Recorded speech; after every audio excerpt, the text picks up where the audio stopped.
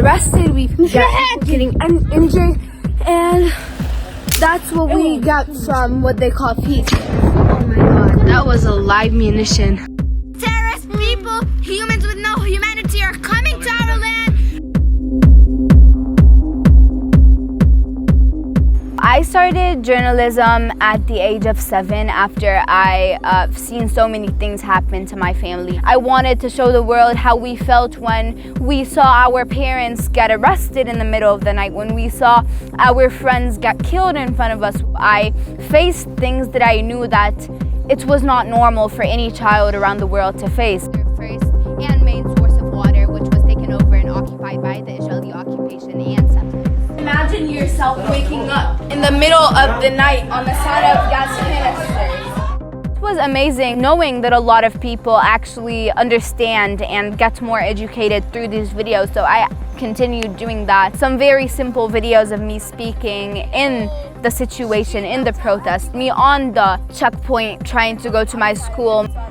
It was just me documenting our daily lives and the daily events that happen because of this occupation. There were so many Israeli settlers there having fun, and after they realized we were Palestinians, they were trying to kick us out. This was extremely racist. Israeli soldiers, when I'm reporting, for example, right next to my house, and they would see me reporting, they would start shooting at me, for example. They would try to break my camera, take my camera. And I got so many threatening messages where they go like, this is your house, this is your way to school, this is your car, we can come kill you at any time. I hope a Zionist bullet would come in the middle of your head. I got a lot of these messages.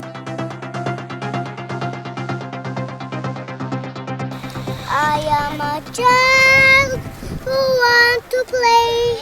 Why don't you let me?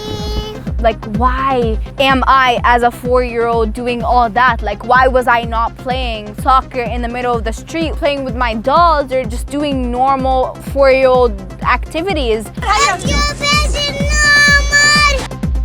I look at the way a normal 12-year-old is living and a Palestinian 12-year-old. And it even gives me a push to continue what I'm doing to stop the Israeli occupation from violating this generation's or the next generation's childhood the same way that they violated mine. Please, give us a chance.